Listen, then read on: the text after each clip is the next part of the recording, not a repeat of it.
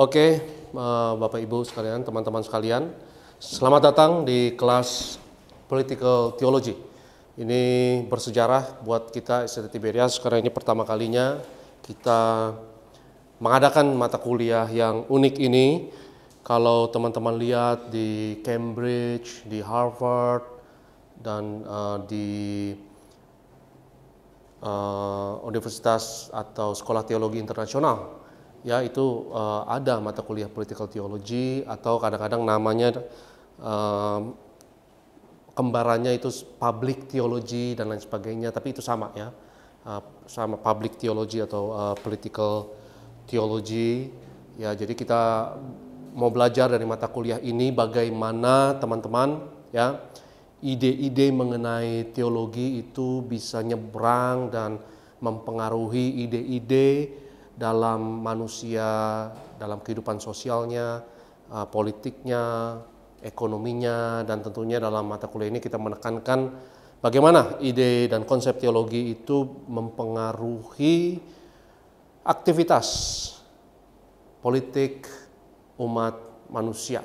Ya, dan ini adalah satu mata kuliah yang menarik dan kita bersyukur teman-teman STT Tiberias Jakarta sepertinya satu-satunya STT yang mengadakan mata kuliah ini. Kalaupun ada di sekolah tinggi teologi lain saya tidak tahu, saya tidak pernah dengar, tapi saya pikir ini adalah satu kemajuan ya. Jadi setiap Selasa ya pukul 18.15 sampai jam 9 malam ya kita akan belajar di tempat ini. Bobotnya 3 SKS 8 sesi dan hari ini masih introduction, perkenalan saja ya teman-teman.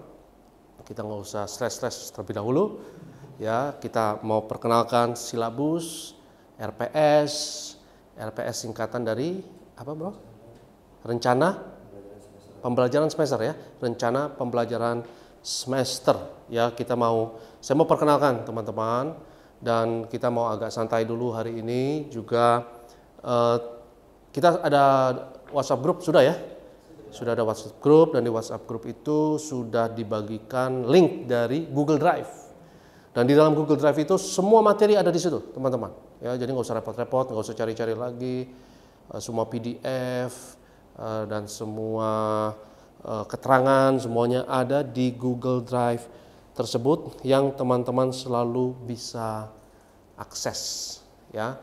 Jadi semua textbooknya ada, semua jurnal-jurnal pentingnya semua ada di sana ya. Jadi untuk sesi pertama hari ini kita hanya perkenalan RPS, rencana pembelajaran semester ya, dan literatur yang kita akan gunakan itu adalah Blackwell Companion to Political Theology ya, Scott dan Kavanagh yang menulisnya. Scott and Kavanagh ya. Saya mau kasih lihat teman-teman dulu ya, saya mau kasih lihat akses Google Drive ya. Akses Google Drive-nya coba sebentar, kelihatan nggak? Ini Google Drive-nya teman-teman ya, link Google Drive. Ini ada buku-bukunya, semua ada di sini ya. Misalnya saya mau buka Blackwell Companion, ada di sini nih ya. Blackwell Companion tinggal dibuka nih. Nih ya. Ya, semuanya ada di sini ya. Nanti kita akan bahas. Ada berapa buku nih? 1, 2, 3, 4, 5, 6, 7, 8, 9, 10. Tapi ada satu yang berupa bukan e-book, EPUB ya namanya. Ini nih yang David Van Dunen. EPUB itu biasanya dibuka, saya bukanya pakai iBook. EPUB bisa nggak dibuka pakai Windows itu bisa buka? EPUB pernah nggak buka? Pakai iPhone ya. Oh berarti yang Mac gitu ya berarti ya, EPUB ya. EPUB namanya. Oh iya oke ya. Mungkin nanti coba saya cari yang versi PDF-nya ya. Ini saya dapatnya soalnya versi EPUB untuk buku karangan ini David Van Drunen yang berupa zip ini nih, format zip ini. Ya, jadi ini link Google Drive, tolong teman-teman manfaatkan ya.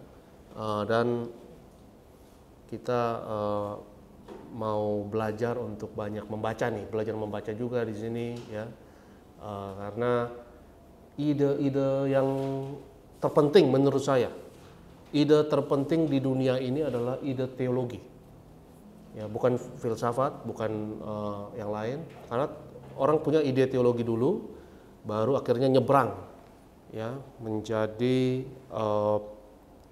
ide filsafat dan ide politik dan lain sebagainya. Jadi political theology ini teman-teman, istilah political theology ini dibuat terkenal pada zaman ya kira-kira 1930-1940-an ya, itu oleh kira-kira Perang Dunia Kedua ya, oleh seorang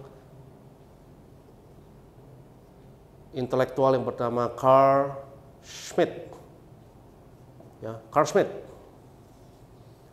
Ya, Carl Schmitt ini mengatakan bahwa semua teori modern mengenai negara, itu semua teori modern mengenai negara adalah a secularized theological concept. Jadi semua teori modern mengenai negara adalah konsep teologi yang disekulerkan. Nah, itu kita mau belajar dalam mata kuliah political theology ini, secularized theological concept. Konsep teologi yang disekulerkan. Nah, kita mau belajar benar nggak apa yang Carl Schmitt ini katakan, dan itu kenapa ada mata kuliah yang namanya political teologi ini. Dan klaimnya Carl Schmitt ini sangat berani teman-teman, sangat berani, karena dia katakan all modern theory of states, ya semua teori modern mengenai negara, ya itu adalah konsep awalnya, semuanya konsep teologi. Nah, kita mau belajar benar nggak nih awalnya konsep teologi. Nah, untuk pengenalan political theology ini saya sarankan teman-teman referensi ke buku ini, The Blackwell Companion to Political Theology, ada di Google Drive ya, ada di Google Drive. The Blackwell Companion to Political Theology karangan Scott and Kavanagh. Ya. Ini salah satu buku yang saya sangat rekomendasikan dan sangat sederhana, sangat bagus untuk kita mengenal apa itu political theology. Ya, saya yakin Immanuel tertarik dengan ya, karena Immanuel ya praktisi, ya praktisi. Jadi benar nggak apa yang Carl Schmitt ini katakan? Ya, jadi saya percaya teman-teman bahwa teori mengenai kenegaraan yang modern yang betul-betul memberkati umat manusia itu adalah awalnya adalah konsep teologi yang benar, ya, karena semua konsep teologi itu bukan bersifat politis, ya. Konsep teologi adalah murni teologi, tapi selalu konsep teologi selalu punya implikasi politiknya, selalu ada, ya. Benar nggak teman-teman? Konsep teologi, ya, itu selalu ada implikasi politiknya. Konsep kita tentang Tuhan selalu ada implikasi politiknya. Karena konsep kita tentang Tuhan akan mempengaruhi konsep kita mengenai manusia. Ya, kalau konsep kita tentang Tuhan salah, ya konsep kita tentang manusia juga salah. Ya, jadi konsep Tuhan yang benar itu seperti apa? Teologi yang benar akan menghasilkan ya politik yang benar. Ya, dan konsep Tuhan yang benar akan membuat kita memiliki pemahaman yang benar tentang manusia, dan ya manusia ini kan diri kita sendiri dan sesama. Ya, jadi kalau kita anggap sesama itu kafir misalnya, ya dan apalagi layak dibunuh, ya layak dihancurkan, ya itu politik, betul kan? Itu udah masuk politik itu. Ya, bagaimana kau memandang sesamamu? Ya, jadi Ini menarik teman-teman, dan kita mau belajar sama-sama ya teman-teman ya. Ini karena bisa dibilang ini satu disiplin ilmu yang ngetrennya baru-baru sekarang ini nih. Ya, baru terkenal dan baru ngetren, apalagi ya sejak itu Donald Trump ya. Dan agama mulai aktif lagi dalam kehidupan publik ya, kehidupan politik. Agama mulai berperan banyak di berbagai belahan dunia, sehingga diskusi dan disiplin ilmu political theology ini jadi ngetren, apalagi sekarang ini. Ya, jadi konsep teologi itu implikasinya luar biasa, teman-teman. Bukan hanya pada politik, tapi sebenarnya pada ekonomi, pada bisnis, pada legal, ya. Hukum misalnya, ada latar belakang hukum di sini selain Yoris, tapi Yoris nggak masuk di sini ya, dan bidang-bidang lainnya. Jadi teman-teman harus bangga kita belajar teologi, ya. Jadi belajar teologi itu keren, karena implikasinya akan kemana-mana, dan kita akan pelajari sekarang, karena sejarah yang membuktikan ya bahwa pada mulanya awalnya tuh semua konsep tuh pada mulanya tuh teologi dulu, ya, baru akhirnya nyebrang kemana-mana. Ya, jadi semua konsep teologi mau nggak mau ada implikasi politiknya. Pasti ada, betul nggak? Pasti. Jadi kalau kita punya pemahaman yang salah, teologi yang salah, ya akan menghasilkan kebencian, betul nggak? Akan menghasilkan permusuhan, akan menghasilkan misalnya terorisme, ya, akan menghasilkan misalnya politik identitas misalnya, ya, misalnya orang yang menabrakkan pesawat ke Twin Tower di 9/11, ya, itu apa tuh dia punya motivasi? Motivasinya ekonomi atau agama menurut teman-teman? Lebih ke ekonomi atau agama? Sampai dia mau hajar dan menghancurkan dan bunuh dirinya sendiri dan bunuh orang lain, itu apa motivasinya?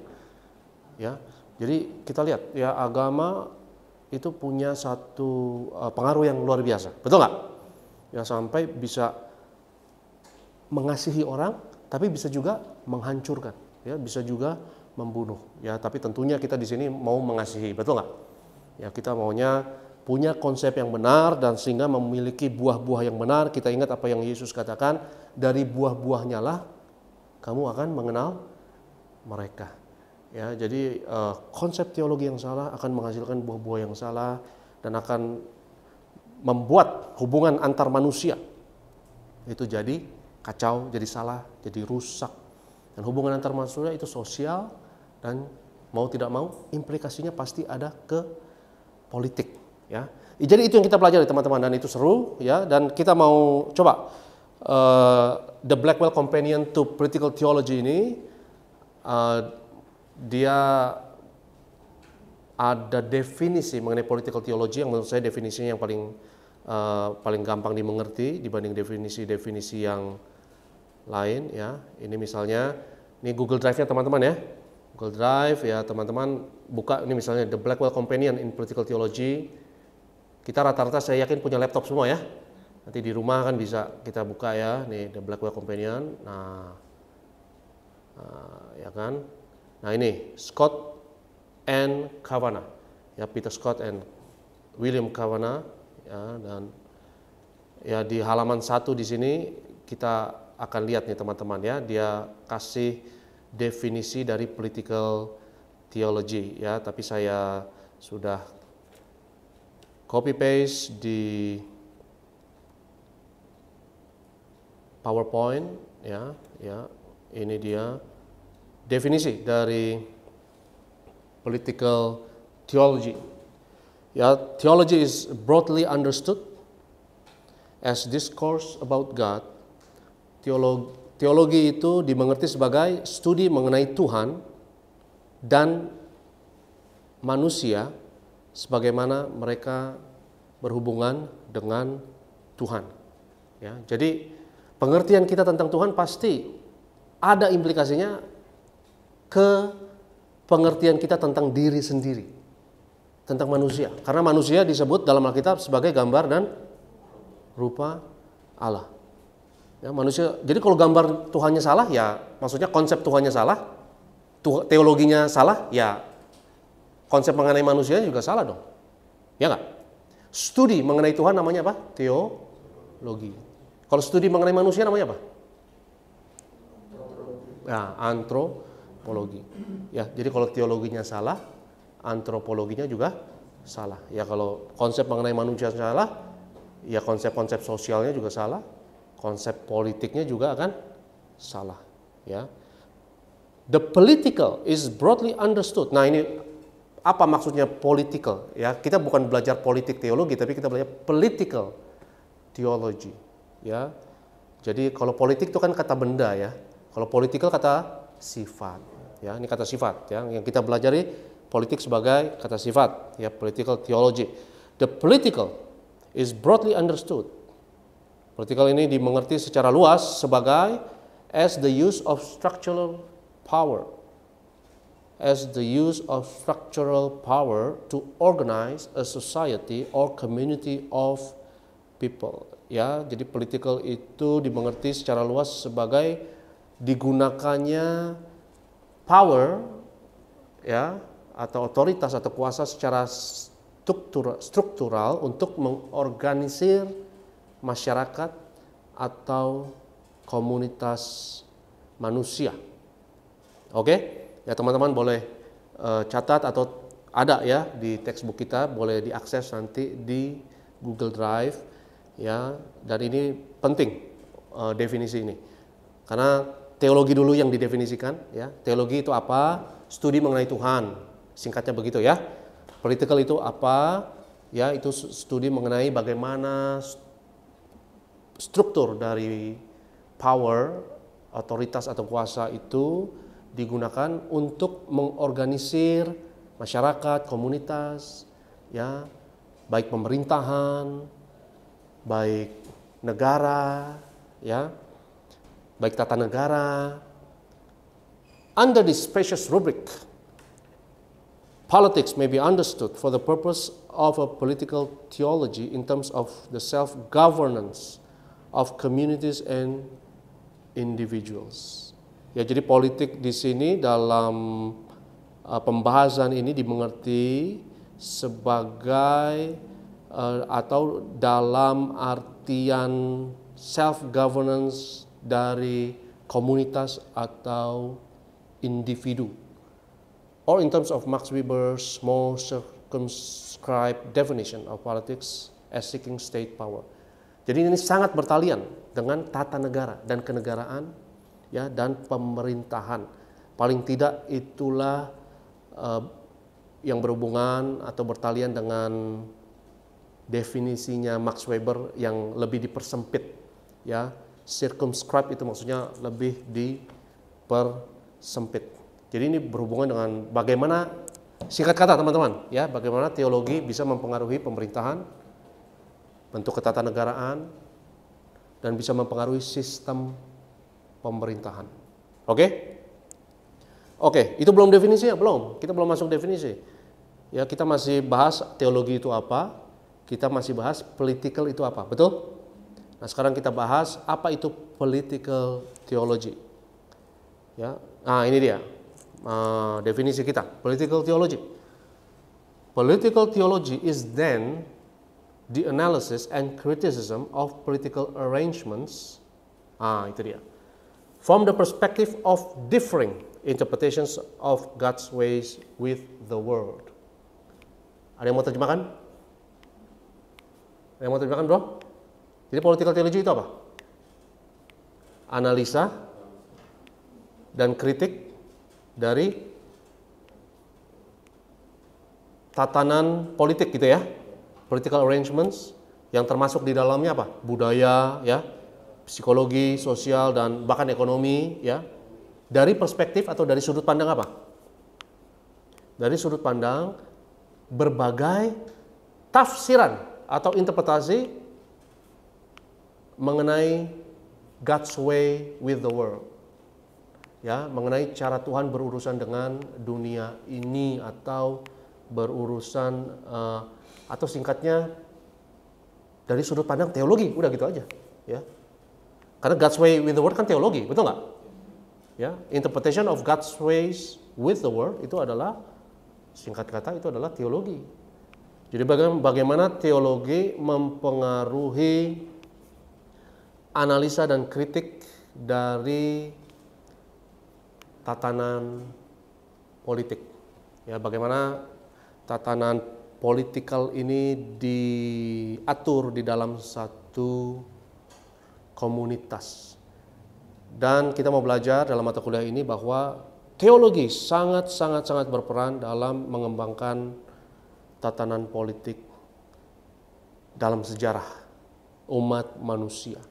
Ya, jadi tatanan politik itu sangat dipengaruhi oleh konsep-konsep teologi. Dan kita mau belajar hari ini mengenai konsep-konsep teologi yang paling penting yang mempengaruhi bagaimana tatanan politik, sosial, masyarakat itu ditentukan. Ya, itu jadi yang menjadi fokus kita dalam mata kuliah ini. Oke, jadi ini definisinya. Ada pertanyaan teman-teman? Ada pertanyaan? Sejauh ini? Ya bro? Ada? Immanuel? Ya, ada. Kalau politik teologi ya, dengan politik bedanya gimana? Kalau politik itu kan mengenai sebenarnya sama, tapi political itu lebih ke kata sifatnya gitu loh bro. Jadi gini loh, political itu bisa political ekonomi, ada namanya political ekonomi, ya political business itu juga ada, ya. Jadi political theology, bagaimana konsep teologi mempengaruhi tatanan politik, gitu. Ya, jadi kalau studi mengenai politik itu kan studi mengenai tatanan negara tok, gitu loh, ya. Tata negara tok, ya kan. Tapi kalau political itu politik sebagai kata sifatnya. Gitu. Ya. Ada pertanyaan lagi, teman-teman? Ada diskusi lagi? Ya, silakan, Pak Colbert. Ya, sangat menarik Pak. Ya. Ini kan baru muncul dan kita yang STT sini yang memulai. Kalau saya baca dari definisinya, political theology itu kan satu hal yang mengkritisi, menganalisis berdasarkan teologi sebagai alat pengukurnya dan yang memperdampakkan gitu atau mempengaruhi nanti di dalam tatanan politik. Ya, ya. Apakah pengajaran ini bagi kita itu adalah untuk kita bisa memposisikan teologi itu di dalam suasana politik yang ada berbeda-beda, atau kita bisa mengikuti drama politik itu sehingga kita bisa beradaptasi dan kita bisa mengembangkan ajaran itu, artinya firman itu. Karena saya kira kita diajar di sini kan untuk bisa menggunakannya satu waktu. Apakah pemahaman misalkan dari pemerintah nanti yang berubah itu bisa kita juga lihat dan kita bisa mendampak atau kita memberikan dampak kepada mereka supaya mereka juga dengan contohnya di dalam kristenisasi penginjilan itu juga bisa berguna gitu. Saya tidak tahu apakah sampai sejauh itu Pak. Tapi yang saya lihat ya political theology ini karena baru, saya melihat masih menggunakan teologi ini untuk kita bisa mengikuti politik, sistem politik yang ada gitu. Dan kalau bisa mempengaruhinya, itu Pak pandangan saya gitu. Ya. Saya nggak tahu apakah Menarik. Jadi pertanyaan yang bagus sekali. Jadi kita mau mempelajari yang political theology ini bahwa kedua konsep tersebut itu mengalami perkembangan dan evolusi baik teologi dan maupun politikal. Ya, politikal kan susunan tatanan negara kan selalu berkembang ya, dari zaman ke zaman berubah. Teologi juga demikian. Ya, coba kita lihat nih dari definisinya ya. Analysis, criticism of political arrangements from the perspective of differing interpretation of God's ways with the world. Jadi dari berbagai tafsiran mengenai teologi yang berbeda-beda. Jadi tafsiran teologi kan terus berkembang, Pak. Ya, orang kita terus belajar mengenai teologi dan pewahyuan. Katakanlah kalau kita kan istilah kita kan pewahyuan ya. Jadi Alkitab tetap sama, nggak akan berubah. Tapi pewahyuan mengenai Alkitab akan berubah-berubah ya, karena kita makin dewasa ya. Kita makin belajar, kita makin mengerti, dan firman Tuhan tetap sama, tetapi tafsiran mengenai firman Tuhan itu akan terus berkembang dari zaman ke zaman, dan tentunya itu akan mempengaruhi juga jadinya tatanan kehidupan manusia yang lain, yang terutama dalam hal ini politik. Dan seperti Pak Colbert katakan, salah satu tujuan kita sebagai orang Kristen kan harus jadi bawa dampak, ya jadi garam, ya istilahnya, ya jadi terang. Itu betul Pak. Tadi dalam pembukaan kan saya tadi bilang bahwa tafsiran teologi yang fatal, yang salah itu fatal banget akibatnya. Benar nggak? Fatal banget agaknya ya. Jadi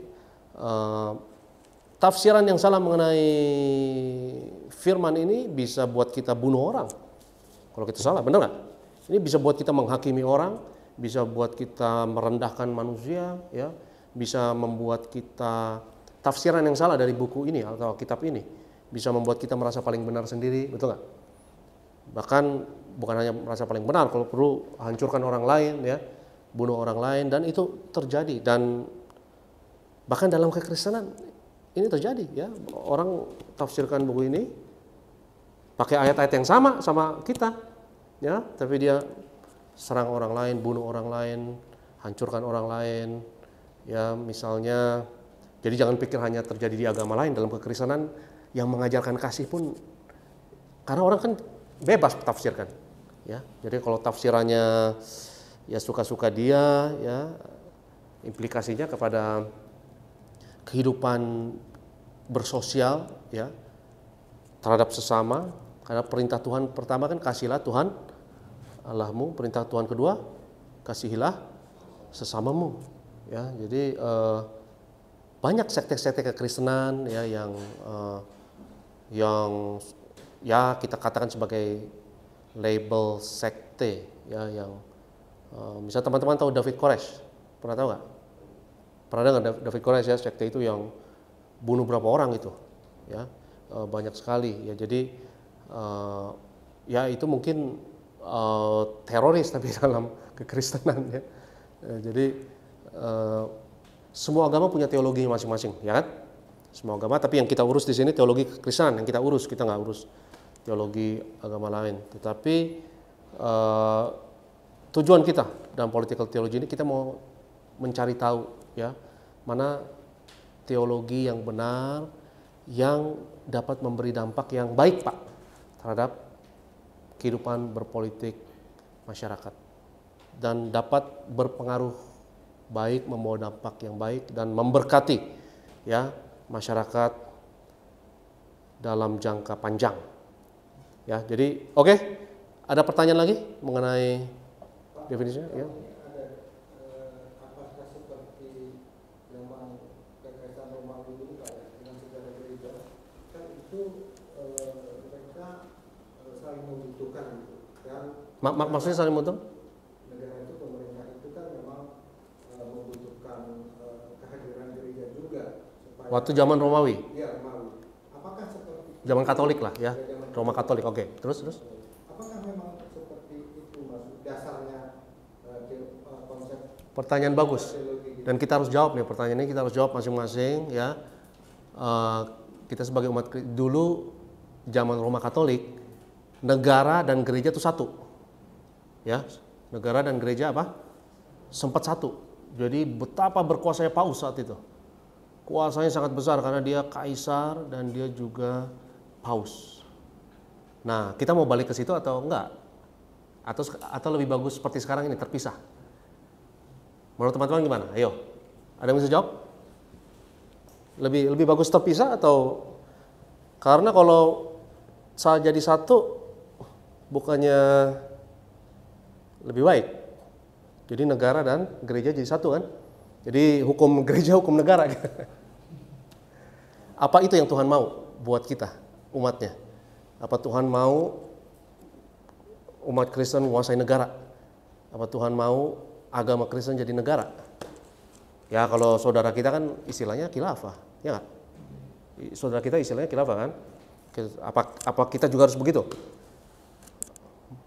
Menurut teman-teman gimana? Kalau menurut Pak Gubet gimana? Lebih baik satu atau pisah? Makanya awalnya saya pikir ada konsep yang dulu yang dimana sebenarnya pemerintah itu saling membutuhkan dengan gereja. Tapi kalau Bapak bilang zaman Roma kan satu, sempat satu. Iya. Kalau menurut Bapak mendingan satu atau pisah? Kalau saya lihat sih teologi itu harus murni, dia harus memisahkan, tetapi dia harus bisa mempengaruhi. Oke. Ada yang di sini yang mendingan satu aja supaya kita berkuasa semua. Dan semua hukum Alkitab jadi hukum negara. Seperti zaman Israel, gitu kan? Ada yang begitu? Atau lebih baik pisahlah karena Paus zaman itu berkuasa banget dan jadi diktator absolut. Ya kan, diktator yang berkuasa banget itu. Dan banyak banget ya kekerasan atas nama Tuhan, kekerasan atas nama agama yang dilakukan, ya. Jadi itu salah satu yang kita pelajari juga dalam disiplin political theology ini, ya, karena dalam kekristenan justru saya syukuri dalam kekristenan ada pemisahan antara negara dan agama, ya, dan gereja. Menurut saya dunia akan lebih baik lagi jika semua agama berpendapat begitu. Dunia akan lebih damai dan lebih baik. Ya, karena jelas-jelas Tuhan Yesus bilang kerajaanku bukan dari dunia ini, ya. Dan dia tidak mau dirikan kerajaan di dunia ini, tapi Tuhan mau memerintah dalam setiap hati manusia. Betul nggak? Kerajaan Tuhan ada di dalam setiap kita. Dan tugas kita ya seperti yang Pak Goldberg katakan, mempengaruhi, ya. Mempengaruhi untuk hal yang baik. Karena sebenarnya ada dasarnya juga dalam amanat agung itu kan diminta Jadikan semua orang muridku. Iya. sampai ke ujung dunia. Tapi kalau negaranya jadi negara Kristen, semua orang terpaksa harus Kristen dong, ya nggak? Apa lebih baik gitu? Lebih baik itu atau lebih baik orang bebas, harus bebas milih agama manapun? Menurut teman-teman gimana? Ayo diskusi dong. Kalau menurut saya Pak, kalau politik, tujuan berpolitik itu kan untuk kekuasaan ya Pak. Ya. Nah, kalau misalnya kayak yang seperti Pak Robert itu kan, apakah di teologi, ini diskusi aja Pak ya. Ya. Apakah teologi bahannya tadi yang firman yang Pak Robert sampaikan itu tentang kekuasaan Kristen tersebut Pak? Itu salah satu yang kita pelajari. Itu salah satu pertanyaan penting, bagaimana konsep teologi kita itu menentukan pandangan kita terhadap tatanan politik yang benar. Salah satunya ini yang kita bahas ini, negara sama agama atau sama gereja, ya, itu mendingan satu atau mendingan terpisah aja, gitu. Ya, karena kalau misalnya negara jadi menjadi negara agama, katakanlah ini Kristen ya, semua orang terpaksa jadi harus Kristen dong, benar nggak? Apa itu yang kita mau? Apa itu juga yang Tuhan mau? Semua orang nggak, wah kalau nggak Kristen lu dipancung lu. Tapi sempat nggak begitu? Gereja sempat, kita sempat begitu. Kalau lu nggak Kristen lu dipancung lu. Apa itu yang kita mau? Apa itu yang Tuhan mau? Enggak, ya. Enggak, saya yakin juga tidak. Karena kan seperti yang tadi yang Pak Colbert katakan, ya, pergilah jadikan semua orang muridku. Jadi semua orang harus punya pilihan dong. Benar nggak? Harus sukarela, betul nggak? Terima Yesus harus terpaksa atau sukarela? Kalau terpaksa, kira-kira betul nggak itu? Betul-betul Kristen nggak dia? Kan nggak, ya. Jadi ya itu salah satu diskusi penting. Dan menurut saya ini salah satu pertanyaan yang sangat penting. Kadang banyak orang Kristen sampai sekarang kadang mereka mungkin nggak ngomong secara terus terang, tapi kayak di alam bawah sadar mereka tuh kayak berharap membawa dampak, jadi garam, jadi terang, mempengaruhi, itu maksudnya semuanya harus Kristen semua gitu. Nah, itu jadi itu salah satu diskusi kita yang penting ya di dalam mata kuliah ini, dan kita akan terus diskusikan ini dalam pertemuan-pertemuan kita ke depan. Tapi sampai sekarang definisinya cukup mudah dimengerti ya, gampang kan? Ya, jadi bagaimana konsep teologi, udah gitu aja. Bagaimana konsep teologi mempengaruhi bagaimana tatanan politikal itu ditentukan, udah gitu aja. Ya, jadi ini salah satu definisi political theology yang menurut saya tidak ribet dan langsung to the point. Oke, teman-teman, kita bahas RPS hari ini ya. Kita mau bahas RPS. Jadi pertemuan kita hari ini santai aja. Kita cuma bahas definisi aja. Ya, kita bahas definisi, kita bahas ruang lingkupnya, cakupannya, scope dari political theology ini. Minggu depan kita akan belajar mengenai demokrasi dan political theology. Tadi Pak Colbert kan nanya mengenai bagaimana politik ini terus berubah ya, dengan berubahnya zaman dan di dalam sejarah, dan tatanan pemerintahan yang paling modern, yang terakhirnya kan demokrasi, betul nggak? Yang paling tua kan apa? Monarki, kerajaan, ya. Dan akhirnya sekarang demokrasi, ya. Dan kita mau bahas minggu depan mengenai demokrasi dan political theology, dan kita mau bahas satu literatur dari seorang pengarang bernama Aristo Purbuaji. Itu dia. Dan dia menulis satu artikel berjudul Pemimpin Kristen dan Politik yang baru tahun ini 2023, diterbitkan oleh Hits Press dan ada di Google Drive. Teman-teman ya, saya bahas di sini demokrasi and political theology. Ini seru nih teman-teman ya, karena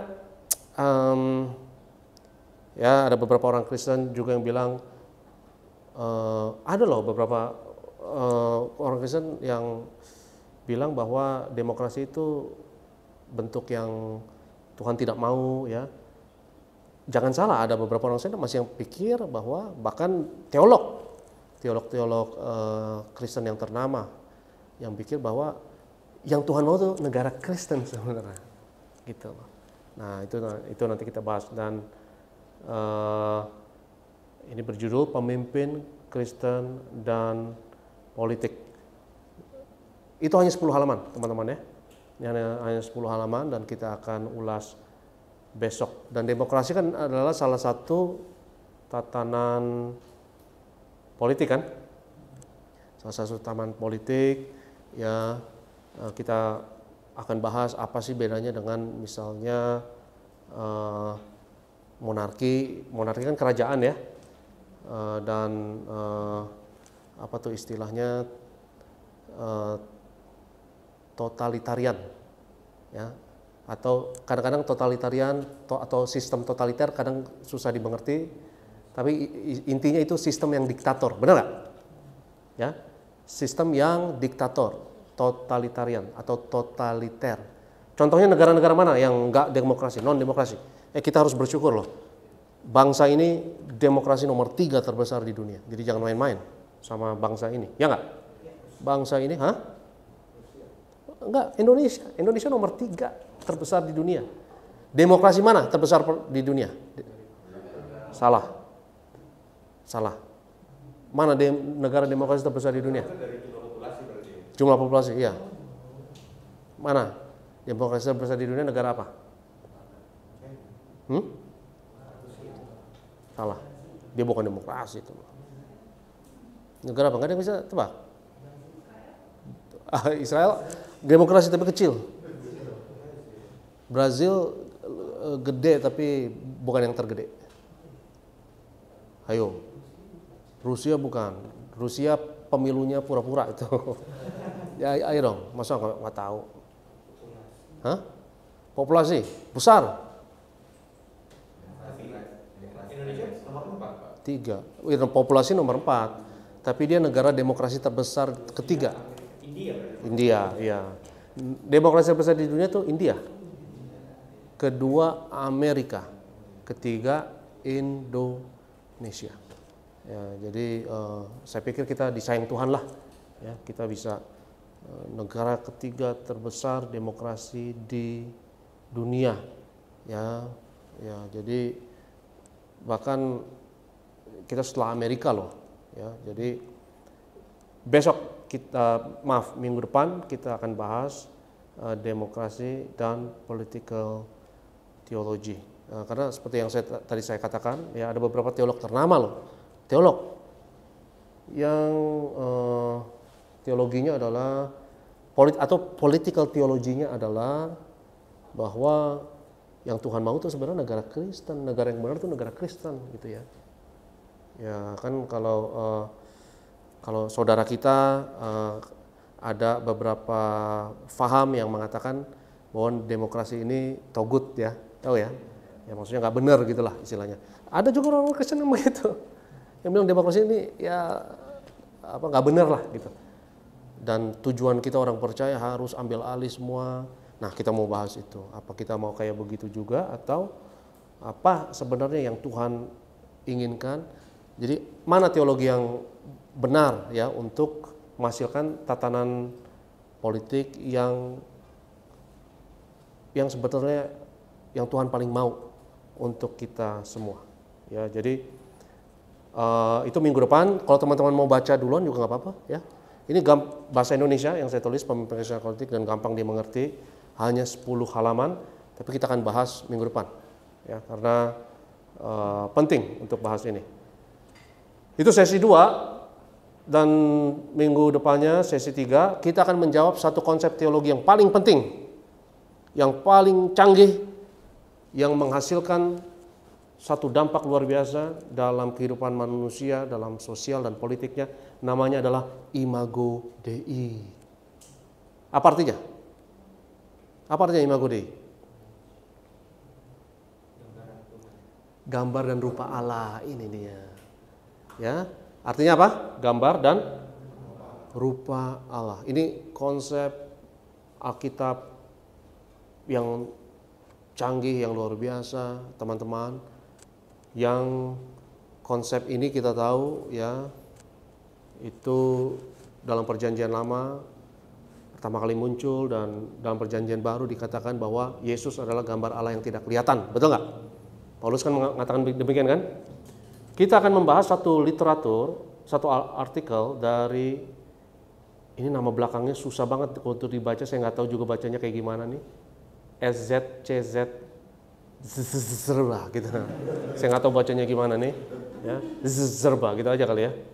Ya, dia menulis satu artikel yang sangat keren banget. The concept of Imago Dei. Konsep dari gambar Allah, rupa Allah as a symbol of religious inclusion and human dignity. Konsep gambar dan rupa Allah sebagai simbol dari keberagaman agama dan human dignity. Dignity itu apa ya? Bukan kehormatan ya, apa ya? Martabat ya kali ya. Martabat manusia kali ya. Ya. Jadi konsep Imago Dei ini luar biasa teman-teman, yang sangat revolusioner ya, yang konsep ini bukan konsep politik, bukan konsep filsafat, tapi konsep ini adalah konsep teologi ya. Dan kita akan melihat dari artikel Zerba ini ya. Dari artikel ini kita akan melihat bagaimana konsep teologi itu bisa membuat perombakan yang luar biasa di dalam tatanan politik atau pengertian manusia mengenai politik ya.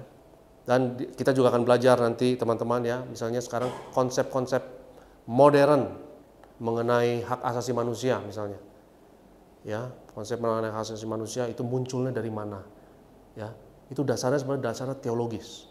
Itu bukan hak asasi manusia, bukan konsep filsafat teman-teman ya. Itu bukan konsep disiplin ilmu yang lain, dan itu juga bukan konsep antropologi, Bukan, ya, hak asasi manusia cikal bakalnya, akarnya adalah teologis, yaitu tidak lain dan tidak bukan adalah imago Dei, ya, gambar dan rupa Allah. Ya, jadi sekali lagi itu bukan konsep antropologis, bukan konsep sosiologis, ya, apalagi filsafat, bukan, ya. Para pencetus awal dari konsep hak asasi manusia itu adalah anak-anak Tuhan yang terilhami oleh firman Tuhan. Ya, misalnya hak asasi manusia itu dari John Locke. Ya, John Locke itu dia secara eksplisit terus terang, ya, dia mengatakan bahwa dasar dari pemahamannya dia itu dari Alkitab, ya, terutama konsep imago Dei ini, ya, yaitu gambar dan rupa Allah, ya. Dan konsep ini yang luar biasa, yang menghapus perbudakan loh, ya. Jadi zaman perjanjian lama ada perbudakan nggak? Masih ada perbudakan kan? Zaman perjanjian baru ada nggak perbudakan? Masih ada nggak perjanjian baru? Masih ada nggak? Masih ada, ya. Jadi bagaimana konsep ini akhirnya membuat orang-orang Kristen berpikir, ya. Karena orang-orang Kristen zaman itu tuan-tuan yang kaya-kaya punya budak, ya.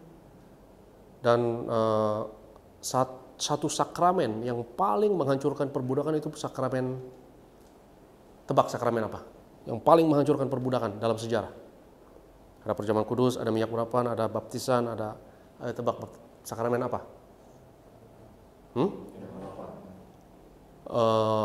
Yang paling mencolok tuh baptisan. Karena budak kan juga dibaptis kalau percaya, ya kan? Nah, itu baru mikir kita, kok ini mereka dibaptis sama-sama saya juga dibaptis dong. Berarti kita sama dong, ya. Nah, itu jadi a great equalizer, ya. Baptisan itu luar biasa. Saya tapi lupa artikelnya di mana, tapi luar biasa itu, nanti saya cari, saya pasti dapat, ya. Jadi baptisan itu membuat orang-orang Kristen, tuan-tuan Kristen yang memiliki budak, ya, akhirnya mulai berpikir, ya, mereka ini berarti sama kodratnya dan martabatnya sama kita, dan salah berarti kita memiliki budak. Ya, perbudakan itu harusnya nggak boleh, ya, dan salah. Ya, akhirnya di Amerika sampai perang sipil, ya kan? Perang sipil besar karena Amerika pada zaman perang sipil itu terbelah dari perbudakan ini boleh atau tidak, ya, antara utara dan selatan, ya. Yang, ya, akhirnya puji Tuhan yang menentang perbudakan akhirnya yang memenangkannya, ya. Dan kita tahu, ya, ada martir yang muncul, salah satu presiden Amerika jadi martir, ya, karena perjuangannya untuk menghapus perbudakan. Siapa namanya? Siapa presiden Amerika yang, ya, itu dia, ya, Abraham Lincoln. Nah, jadi konsep imago Dei ini bukan kaleng-kaleng, teman, ini luar biasa, ya. Dan kita mau belajar konsep imago Dei ini betul-betul mengubah cara manusia memandang manusia, betul nggak? Jadi cara saya mandang diri saya udah beda, cara saya mandang orang lain juga beda. Dan salah satu efeknya adalah, wah, berarti gue salah nih, punya budak nggak boleh dong, memperlakukan orang lain seperti binatang, ya. Jadi orang itu diperbudak dan jadi seperti aset yang bisa dimiliki.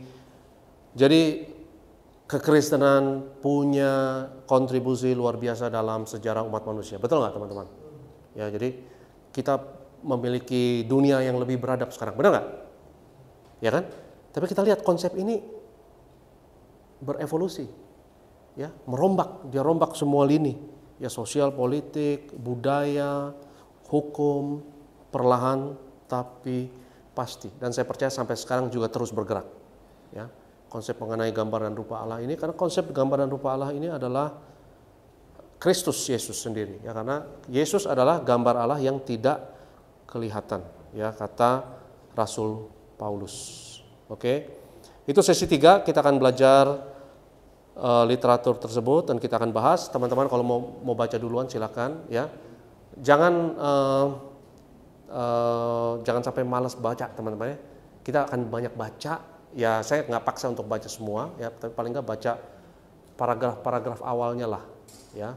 Karena untuk mengetahui ini ide-ide yang revolusioner, ya teman-teman harus suka dengan ide-ide baru. Ya ini ide, ya ide teologi, ya. Dan membahas ide-ide itu adalah tujuan kita jadi mahasiswa sebenarnya. Ya itu tujuan perjalanan intelektual kita. Ya dan ide teologi itu dahsyat teman-teman. Ya, ide teologi itu luar biasa. Itu kenapa universitas ternama dunia awalnya sekolah teologi dulu, ya seperti Harvard. Harvard itu mulainya Harvard Divinity School dulu, seminary dulu, ya Cambridge, Yale, Princeton juga, Oxford, Yale bahkan dan lain-lain, ya itu diawali dengan seminary dan dari seminary akhirnya baru berkembang kepada disiplin ilmu pengetahuan atau fakultas-fakultas ilmu pengetahuan yang lain. Jadi teologi dulu, baru fisika, baru matematika, dan baru yang lain-lainnya. Dan zaman dulu kan teolog-teolog merangkap sebagai ilmuwan, betul nggak? Ya kan? Zaman dulu teolog-teolog itu adalah merangkap sebagai ilmuwan-ilmuwan, ya seperti Isaac Newton, ya, dan Boyle, ya Pascal, ya dan lain sebagainya. Berikutnya sesi 4 teman-teman, sesi 4 kita masih akan membahas imago Dei, yaitu gambaran rupa Allah. Kita belajar dari Duvel yang menulis suatu artikel Sovereignty as a Religious Concept. Sovereignty as a Religious Concept, ini menarik nih. Apa terjemahannya, Immanuel? Sovereignty as religious concept. Sovereignty itu apa? Kedaulatan. Sebagai suatu konsep apa? Agama. Ya, konsep teologi. Jadi kedaulatan manusia itu konsep teologi. Ya, itu bukan konsep lagi-lagi, bukan konsep politik, bukan konsep apa? Antropologi atau konsep sosial, ya. Kedaulatan itu konsep agama. Yang menurut saya konsep kedaulatan itu paling dekat dengan ini, urapan. Dengan minyak urapan. Karena raja yang diurapi kan berdaulat, betul nggak? Kalau yang lain nggak berdaulat, ya kan? Yang tidak diurapi itu rakyat jelata, benar nggak? Tapi yang sovereign, ya, yang berdaulat itu yang diurapi. Ya, jadi kita akan belajar satu konsep yang luar biasa ini, ya teman-teman. Sovereignty as a religious concept. Ini Oxford Journals, ya yang menerbitkan. Ya, kita akan bahas di sesi 4 dan di sesi berikutnya yaitu sesi yang kelima. Sesi yang kelima kita akan membahas juga literatur atau artikel dari Duvel juga yang berjudul Natural Rights, ya, and Individual Sovereignty. Gimana terjemahkannya?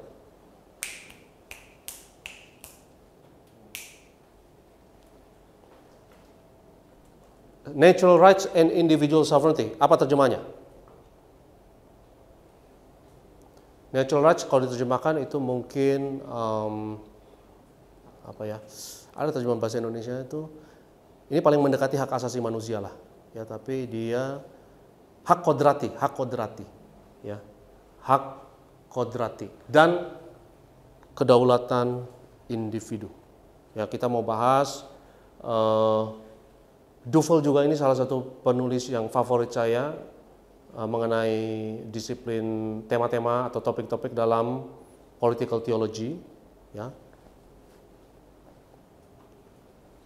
Hak kodrati dan kedaulatan individu. Ya, di sini kita mau bahas, ya, bahwa cikal bakal dari seperti yang tadi Carl Smith katakan nih,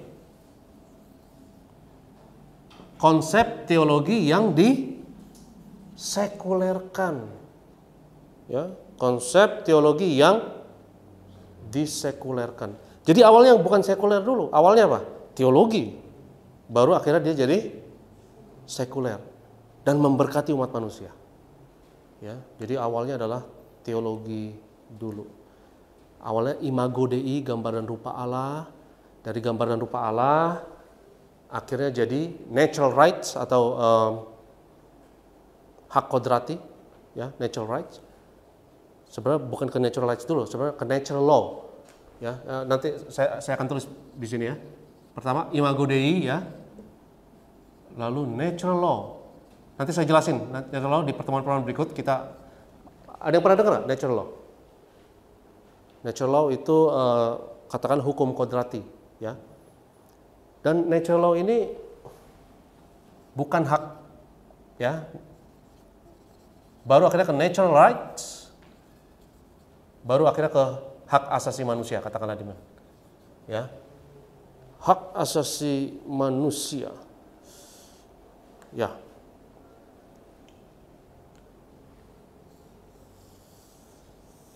Baru akhirnya ke human rights. Ya, human rights bahasa Inggris. Ya. Itu setelah teological concept itu proses atau konsep? Ya, Saya kalau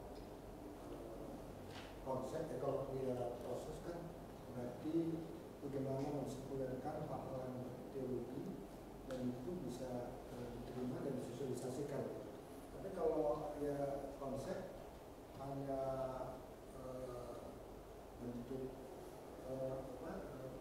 doktrin saja atau pemahaman saja dari teologi, tapi terserah apakah itu sebuah proses dengan berjalannya waktu. Dan prosesnya ini proses yang lama, ribuan tahun. Ya, ini ribuan tahun, manusia nggak bisa kita ambil semuanya, ya. Tapi dalam generasi kita sedikit-sedikit akhirnya kita berproses karena kita tell me banget, teman-teman. Ya, seperti untuk perbudakan dihapus tuh ribuan tahun loh, ya nggak? Akhirnya kita baru sadar, ya, bahwa. Tapi yang membuat kita sadar adalah konsep dari buku ini, betul nggak? Ya. Jadi secular theological concept ini sampai sekarang terus, ya, kita terus belajar, ya.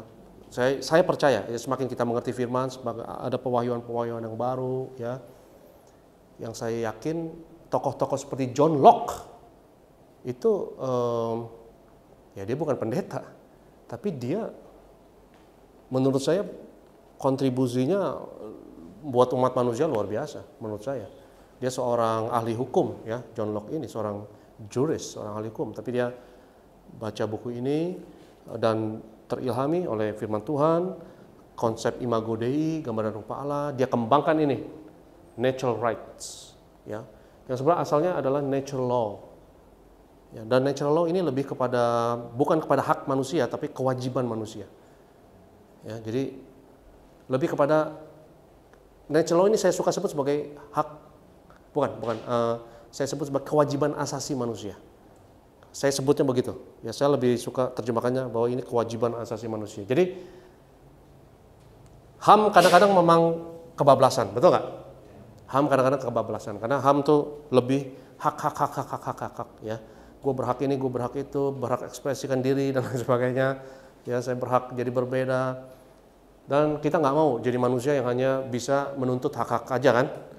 Tapi sebetulnya asal muasal, ya, dari HAM ini jangan sampai kebablasan karena asal muasalnya adalah natural law. Dan natural law itu dari Alkitab, dari firman Tuhan. Walaupun pencetus awalnya kalau saya tidak salah Aristoteles, ya, dan filsuf banyak membahas mengenai hal ini. Ya, salah satunya yang paling getol adalah Aristoteles, ya. Tetapi kita akan bahas dari tulisan Duvel ini, ya. Tulisan Duvel ini bahwa natural law itu adalah juga penekanan kitab suci sebagaimana diterjemahkan oleh intelektual bidang politik dan bidang hukum yang Kristiani. Ya, nanti kita akan bahas dari artikel Duvel yang sangat menarik ini, teman-teman, ya. Natural rights, hak kodrati. Ada pertanyaan? Ada yang mau bahas apa? Jadi poin pentingnya tadi itu Pak yang saya berarti sekarang mau Ya. poin penting kuliah kita ini political theology ini bahwa firman itu tetap sama. Tapi pewahyuan tafsiran terus berkembang dan merombak masyarakat. Ya. Seiring dengan kondisi zaman yang terus berubah. Yes. Tadi contohnya adalah dulu agama dan Negara jadi satu. terus muncul Iya. demokrasi Pemisahan antara negara dan akhirnya ya. dan Ya. paham sekarang terus berkembang ya. Ya. Ya. Atau contoh balik lagi mungkin seperti misalkan ateis sekarang kan jadi ya poin pentingnya di political theology itu kita mau belajar bahwa firman itu tetap sama tapi kita harus menyesuaikan perkembangan zaman ini dengan pewahyuan yang terus sesuai dengan kebutuhan zaman gitu lah. Iya. Dan tadi yang seperti tadi saya sampaikan ya, konsep penting yang kita mau pelajari dalam political theology adalah imago Dei ya, yaitu gambar dan rupa Allah dan kedaulatan individu ini. Dan seperti yang tadi saya katakan ya, hal yang paling mendekati kedaulatan individu itu urapan. Sekarang coba kita renungkan urapan itu maksudnya apa sih? Di dalam Alkitab ya. Urapan. Ya itu ya kuasa ya, tapi definisi yang paling intisarinya itu apa? Urapan itu. Ya. Karena ketika raja diurapi, nabi diurapi, ya kan? Mereka diurapi untuk tugas yang mereka, ya kan? Dan tugas itu kan kewajiban kan? Ya, itu kewajiban. Ya, jadi bukan hak, ya, tapi adalah kewajiban. Ya. Jadi kalau ada kewajiban, otomatis pasti ada hak dong, ya nggak?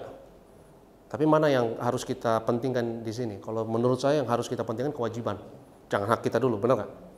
Ya, karena setiap ada kewajiban pasti ada hak, setiap ada hak pasti ada kewajiban. Ya, kalau saya punya hak untuk hidup, berarti Gary punya kewajiban untuk nggak boleh bunuh saya dong, ya nggak? Atau menganiaya saya, katakanlah, karena saya punya hak untuk. Jadi setiap hak saya adalah kewajiban Gary, ya, dan kewajiban Gary juga adalah hak saya. Ya, jadi tapi mana yang harus kita prioritaskan dan pentingkan sebagai manusia, apalagi sebagai anak Tuhan, menurut saya adalah kewajiban kita dulu, ya. Makanya sebagai anak Tuhan kita punya kewajiban hak asasi menurut saya, ya, untuk menuruti perintah Tuhan, ya, dan untuk jadi berkat, ya, jadi terang, dan lain sebagainya. Baru hak pasti akan muncul sendiri, ya kan? Karena setiap ada kewajiban, pasti ada yang namanya hak. Sesi ke-6 berikutnya kita tetap akan membahas yang namanya natural rights atau hak kodrati, teman-teman. Ingat ya, hak kodrati ini cikal bakal dari hak asasi manusia. Ya. Dan natural rights ini, hak kodrati ini sesuatu yang asal muasalnya konsep teologi, teman-teman. Konsep teologi. Ya. Dan saya berani katakan bahwa hak manusia atau hak asasi manusia sekalipun itu asal muasalnya itu sebenarnya konsep teologi. Ya, itu bukan konsep antropologi, bukan konsep politik, ya, bukan konsep sosial, ya. Sekarang hal yang paling penting ya di dalam hukum, baik hukum internasional maupun hukum nasional, yang paling menjadi sentral itu kan adalah hak asasi manusia, betul kan? Ya, kalau orang melakukan kejahatan terhadap hak asasi manusia kan kejahatan terhadap kemanusiaan kan, dan kejahatan terhadap kemanusiaan itu kejahatan yang paling besar, ya, itu kejahatan yang paling, wah itu udah kayak orang yang dicap kejahatan manusia udah ada kayak tanduknya lah gitu ya, udah setan banget gitu kan, udah jahat banget gitu ya. Jadi, dan itu berdasarkan satu konsep yang tidak kelihatan, Ya. Hak asasi manusia kan nggak kelihatan, benar nggak? Itu bukan sesuatu yang biologis. Misalnya Gary saya bawa ke ruang operasi, kita belek, ada nggak hak asasi manusia di sini? Kan nggak ada. Ya. Tapi suku kelihatan nggak? Suku, agama, ras kan kelihatan. Ya. Politik identitas itu kelihatan. Ya, suku orang kelihatan, kepintaran orang kelihatan, kekayaan orang kelihatan. Ya. Tetapi nilai dari manusia yang tertinggi, yang sekarang konsep sekulernya adalah hak asasi manusia, betul kan? Itu sesuatu yang tidak kelihatan, yang sesuatu yang harus dipercaya dengan iman loh sebenarnya itu, ya, bahwa Anda dan saya, setiap kita punya nilai yang nggak boleh diutak-utik, dan negara nggak boleh utak-utik, orang lain nggak boleh utak-utik nilai tersebut, karena nilai itu adalah nilai tidak kelihatan dari nilai dan nyawa yang sakral dari manusia. Itu sebetulnya adalah satu konsep teologi, dan kita akan belajar ya dari sesi 5 ini, nature rights and individual sovereignty. Oke, berikutnya sesi yang ke-6. Sesi yang ke-6 kita akan belajar satu artikel berjudul Religion, Sovereignty, Nature Rights, and the Constituent Elements of Experience dari seorang intelektual yang sangat terkenal yang bernama Jordan Peterson. Pernah dengar Jordan Peterson? Pernah dengar? Pernah? Gak pernah dengar? Di YouTube banyak dia, ya, banyak videonya, dan dia salah seorang intelektual yang sangat terkenal, ya. Dan dia menulis satu artikel ini yang kita akan bahas bersama, agama, kedaulatan, hak kodrati, and the constituent elements of experience. Ya, itu kita akan bahas. Dan di sini Jordan Peterson membahas bahwa konsep natural rights itu dasarnya itu bukan political, ya. Itu bukan konsep sosial, tapi itu konsep religion, konsep agama, yang dengan kata lain adalah teologi. Ya, jadi itu kita akan bahas. Jadi saya pikir ini sangat menarik.